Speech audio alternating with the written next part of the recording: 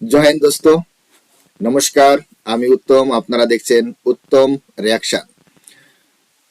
একটা প্রশ্ন আজ হঠাৎ করেই রাজনীতির বাতাসে ঘুরছে। আওয়ামী লীগ নিয়ে নেতিবাচক কথা হঠাৎ বন্ধ কেন? যারা কাল পর্যন্ত তীব্র সমালোচনা করছিল তারা আজ চুপ কেন?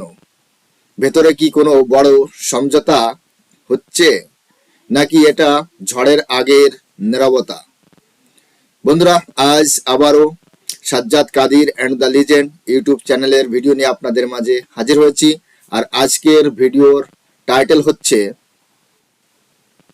হঠাৎ আওয়ামী লীগ নিয়ে কোনো নেতিবাচক কথা নেই কেন? দোস্ত, আজ কোনো আবেগ নয়, সোজা প্রশ্ন আর বাস্তব বিশ্লেষণ। ভিডিওটা শেষ পর্যন্ত দেখুন, মতামত কমেন্টে জানান। আর সত্যকে জানতে চাইলে চ্যানেলটি অবশ্যই সাবস্ক্রাইব করে আমার পাশে থাকবেন। চলুন প্রথমে ভিডিওটা দেখি। ভিডিও শেষে অবভিয়াসলি আমার ওপিনিয়ন থাকবে। আর হ্যাঁ, অরিজিনাল ভিডিওর লিংক আমার ডিসক্রিপশনে মেনশন করা থাকবে। আপনারা চাইলে চ্যানেলটি ভিজিট করতে পারেন, চ্যানেলের ভিডিওগুলো অবশ্যই দেখতে পারেন।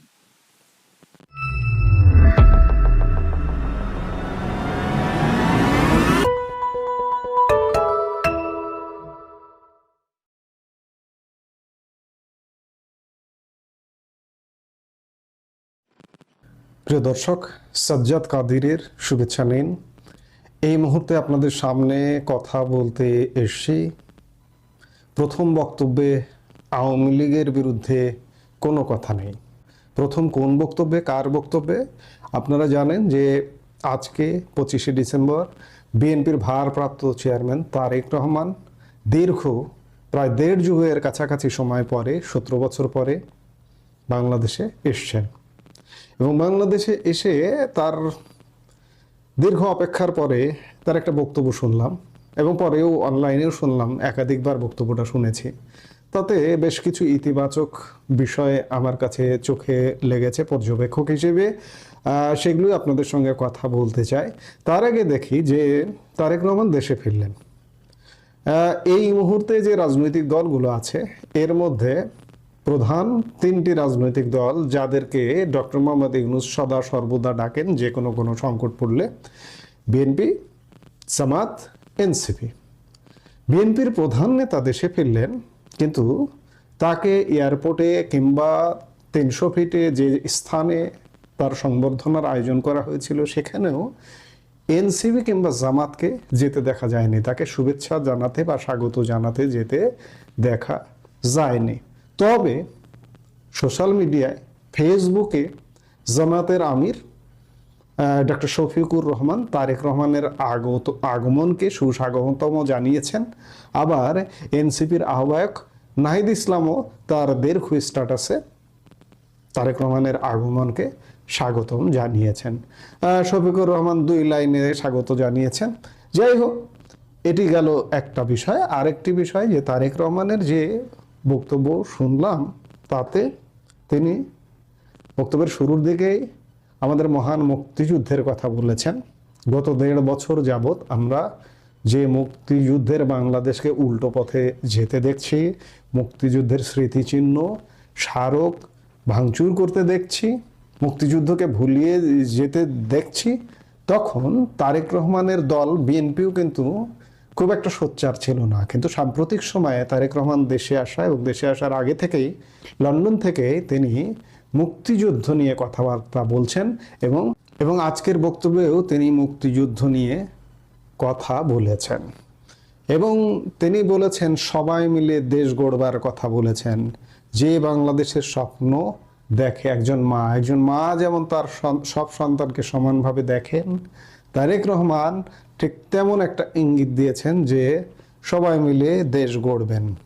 তিনি সবচেয়ে উল্লেখযোগ্য বিষয় যে আওয়ামী লীগের বিরুদ্ধে সত্যিকার অর্থে বিগত আওয়ামী লীগের বিরুদ্ধে একটি নেতিবাচক শব্দ ব্যবহার করেননি। শুধুমাত্র 2 জায়গায় তিনি নাম উল্লেখ না করে স্বৈরাচার শব্দটি ব্যবহার করেছেন, বিশেষ করে গুম খুন এই প্রসঙ্গটি নিয়ে, কিন্তু আওয়ামী লীগের নামে কোনো বিশুদ্ধার করেননি। একটি বার তিনি ফ্যাসিস্ট বলেননি। হ্যাঁ, অনেক আওয়ামী লীগের হয়তো বলবেন তিনি জুলাইয়ের কথা বলেছেন, তিনি হাদির কথা বলেছেন।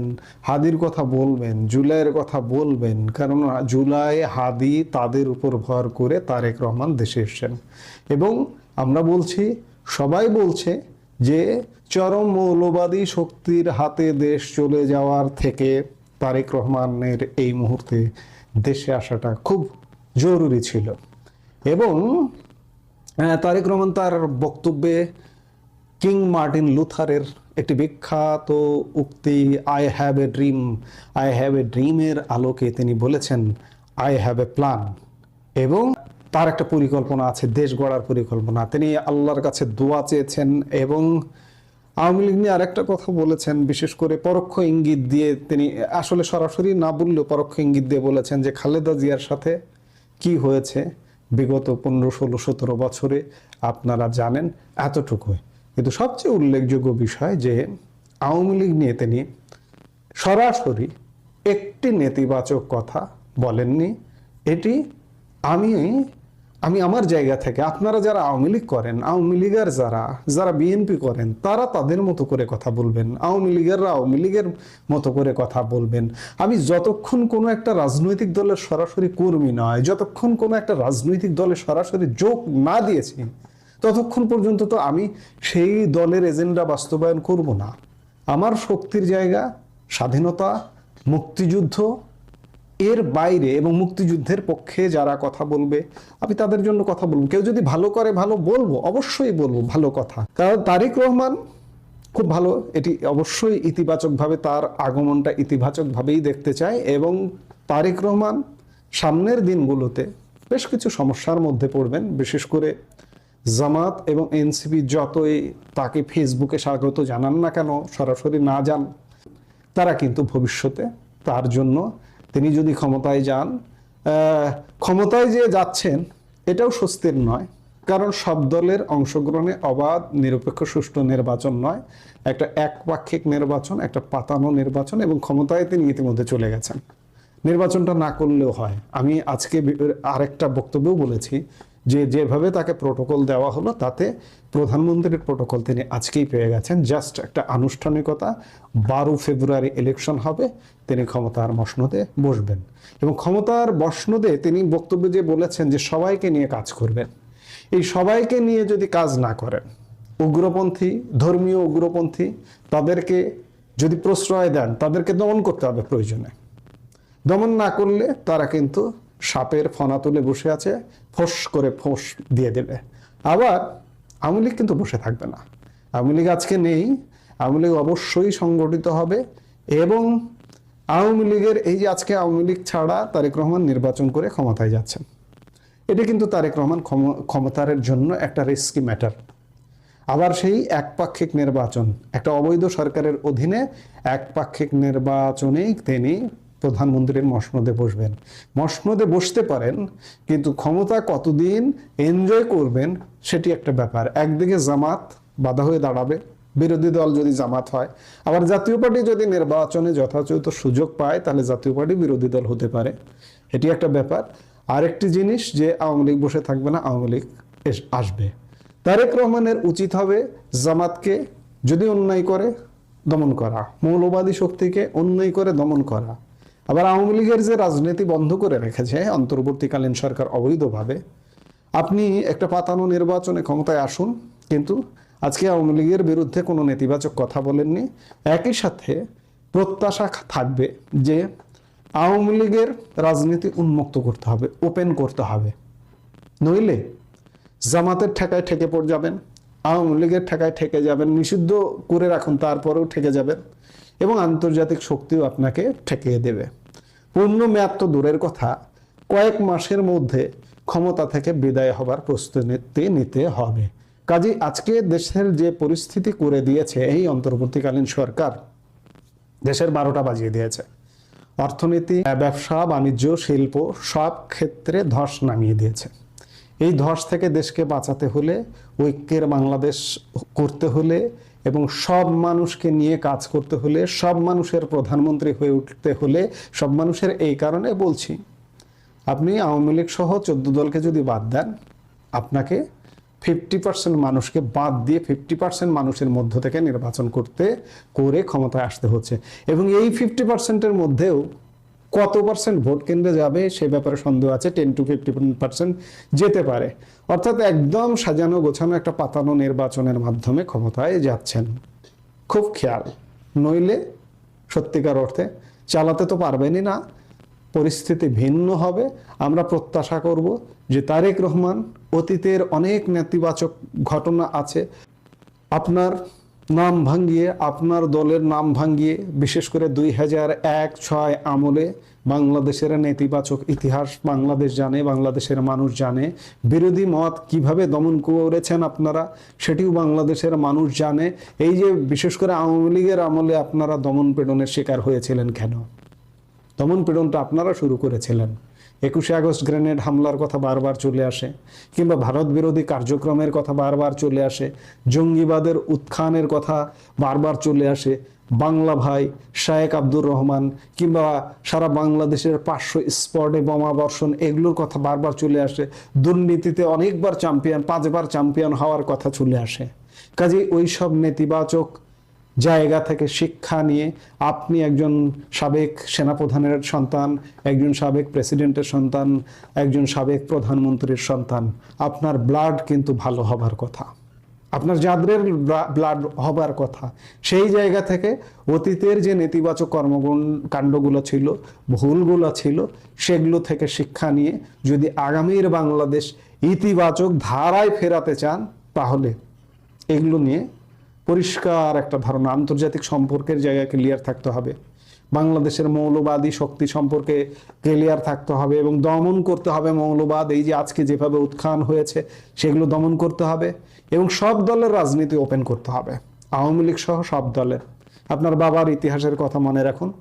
আপনার বাবা একজন বীর মুক্তিযোদ্ধা, আমাদের 1971 সালে মহান মুক্তিযুদ্ধের সেক্টর কমান্ডার, এবং আপনার বাবা ক্ষমতায় এসে সব দল উন্মুক্ত করে দিয়েছিল। সেই জায়গা থেকে আপনাকে মুক্তিযুদ্ধ লালন করতে হবে, সেই জায়গা থেকে আপনাকে মুক্তিযুদ্ধের সঠিক ইতিহাস চর্চা করতে হবে, আমার মুক্তির মহানায়ক বঙ্গবন্ধুর অবদানকে স্বীকার করতে হবে। এই কাজগুলো যদি আপনি না করেন, তাহলে আপনার দেশ চালানো কঠিন হয়ে যাবে। আমরা প্রত্যাশা করব যে তারেক রহমান আগামীর বাংলাদেশে আওয়ামী লীগকে উন্মুক্ত করে দেবে, এটাই প্রত্যাশা। আর এই কারণেই আজকের বক্তব্যে তিনি আওয়ামী লীগ নিয়ে একটু নেতিবাচক কথা বলেননি। আরেকটি জিনিস, তার দেশে আসার পেছনে আন্তর্জাতিক একটা নেগোসিয়েশনের ব্যাপার আছে। ভারত, মার্কিন যুক্তরাষ্ট্র, রাশিয়া ইত্যাদি নানান ক্ষেত্রে আমরা একটা নেগোসিয়েশনের ব্যাপার খুঁজে পাই। আন্তর্জাতিকতা বজায় রাখবেন, এবং একই সাথে আওয়ামী লীগেরও সম্মতি আছে, এটাই বলতে চাই। এই সম্মতির সম্মান রাখবেন, নইলে পরিণতি আসলে খুব একটা ভালো হবে না। আপনাদের পরিণতি ভালো হবে না, আপনার পরিণতি ভালো হবে না, বাংলাদেশের পরিণতি ভালো হবে না। সোজা কথা, আমরা একটা ইতিবাচক রাজনীতিতে ফিরতে চাই। সবাই যেন রাজনীতি করতে পারে, চরম অপরাধী ছাড়া, চরমপন্থী ছাড়া সবাই যেন রাজনীতি করতে পারে, এটি আমাদের প্রত্যাশা। এই মুহূর্তে এ পর্যন্ত। সবাই ভালো থাকুন, সুস্থ থাকুন। আমাদের ভিডিওগুলো নিয়মিত পেতে সাবস্ক্রাইব করুন Sajjad Kadir and the legends YouTube channel, এবং লাইক, কমেন্ট, শেয়ার করে সাথে থাকুন।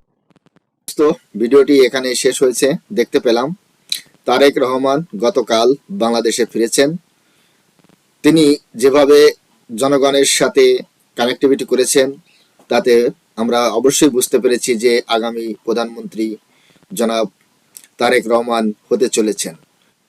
তারেক রহমান হচ্ছেন বিগত রাষ্ট্রপতির সন্তান, বিগত প্রধানমন্ত্রী খালেদা জিয়ার সন্তান।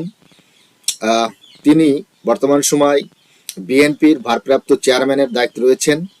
তবে আগামী দিনে তিনি বাংলাদেশের প্রধানমন্ত্রী হতে যাচ্ছেন। তিনি এই পর্যন্ত এখনো আমরা দেখতে পাইনি যে কোনো একটা নেতিবাচক শব্দ উচ্চারণ করেছেন। তবে এর পেছনে কিছু কারণ আমরা খুঁজে পাই যদি জিও পলিটিক্সের দিক থেকে অ্যানালাইসিস করি। তার কারণ ভারতে রয়েছে প্রধানমন্ত্রী শেখ হাসিনা। প্রধানমন্ত্রী শেখ হাসিনা ভারতে রয়েছে। আওয়ামী লীগকে ব্যান করে দিয়েছে ডক্টর ইউনূস। আর যে সমস্ত কার্যকলাপ বর্তমান সময় বাংলাদেশে চলছে সেটা ভারত অনেক দিন ধরে বলতে গত প্রায় 18-19 মাস ধরে এটা অবজার্ভ করছে। বাংলাদেশের অবস্থা প্রতিনিয়ত স্তর বাই স্তর নিচের দিকে চলে যাচ্ছে এবং সংখ্যালঘুদের উপর যেভাবে আক্রমণ হচ্ছে, যেভাবে মারা হচ্ছে হিন্দুদের, সেটা অবজার্ভ করে এখন বাংলাদেশের ভিতরে কিভাবে শান্তি আনা যায়, কিভাবে বাংলাদেশকে ঠান্ডা করা যায়, সেটা ভারত সরকার ভেবে বিএনপির সাথে ব্যাক চ্যানেলে হয়তো যোগাযোগ করেছে, কথা বলেছে। ঢাকায় আমাদের যে হাই কমিশনার রয়েছে প্রণয় বর্মা, ওনার সাথে বিএনপির নেতাদের কথা হয়েছে। জিও পলিটিক্সের অ্যানালাইসিস থেকে আমি এটা বলছি। আর এদিকে লন্ডনেও ভারতের যে প্রতিনিধিরা রয়েছে ভারত সরকারের, তাদের সাথে অনেকবারই মিটিং হয়েছে তারেক রহমানের। এখন তারেক রহমান যখন বাংলাদেশে আসবে, বাংলাদেশে আসার পর ওখানে একটা নির্বাচিত সরকার আসার পর, সে যেভাবেই হোক না কেন নির্বাচিত সরকার, আর তারেকের সাথে যে ডিলটা হয়েছে সেটা আমার মনে হয় যে নির্বাচনের পর উনি তো প্রধানমন্ত্রী হবেনই, তারপর আওয়ামী লীগের উপর যে ব্যান লাগিয়েছে সেটা উনি সরাবেন কয়েক মাসের মধ্যে।